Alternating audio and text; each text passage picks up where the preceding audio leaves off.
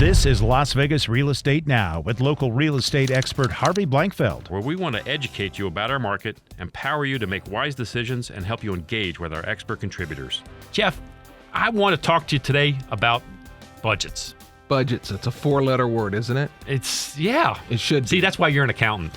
Yeah. No, let's talk about. Okay, so when I'm home and I'm sitting down with the computer figuring out, I got to pay the bills this month. What are some of the things I need to be concerned with in my budget, in my home budget? Well, the first thing you need to consider is interest. Interest can either be your best friend or your worst enemy. We want to get rid of the interest that you're paying first. Right. And so let's talk about there's a term called debt snowball. Ooh. So let's suppose you have 4 different credit cards. Okay. And you've got a balance on each one of those credit cards. Right. So you look at the credit cards and you may look at the ones that has the least amount on it and then work towards the one that has the most on it.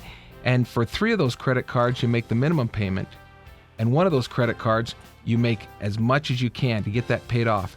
And then you use the payment that you were using to pay off that first credit card and snowball it into the second credit card. Gotcha. And then you just keep working it down the line till you get the last. So you attack the principal on the smallest one and then work your way up to the biggest one. Biggest one, or any other debt. Let's suppose that all you've got is you've got 2 cars and you've got a house, and so you make the minimum payments you can on car 1 and the house, and you use all your extra cash to pay off car 2, and then you use that amount from car 2, drop it onto car 1, Brilliant. And then you can pay that off quicker too.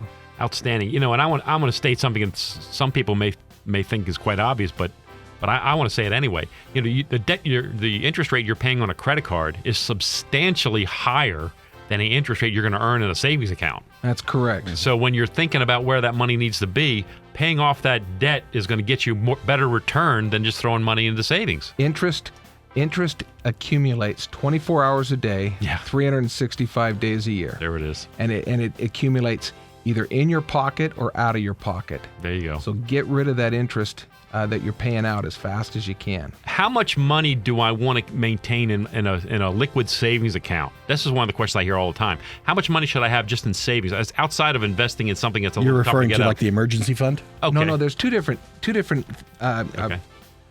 thoughts that we need to think about there. Please. Emergency fund is some cash you keep in your house at all times. You never know when an emergency comes up that you may need to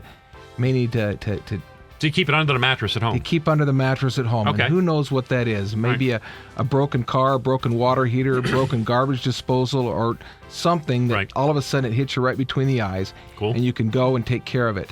The second is a savings account. Okay. And what you want to keep in a savings account outside of your investments is a 3 to 6 month surplus of your monthly expenses. Gotcha. And you build that up. You don't say, okay, tomorrow I've got to have 6 months in there. Yeah. You've got to look at what your monthly nut is. You pay off all your interest. You get rid of your debt first, and then you build that 3 to 6 month savings account of your monthly expenses. So if your monthly nut's $10,000, you want to have somewhere between $30,000 and $60,000 in that savings account. Now I want to think about retirement. What if I got kids? How do I break this all out? First thing you do is that you need to max out your 401k. Okay. If there's a matching plan, that is free money. You throw as much into that 401k as you can, so you can maximize the match from the employer. The match from the employer, and in addition to that, you're kicking the tax can down the road. Right. It's all tax deferred until you take it out, and the thought behind that is that you're gonna benefit when you're paying in a higher tax bracket, and then you start pulling it out when you're in a lower tax bracket.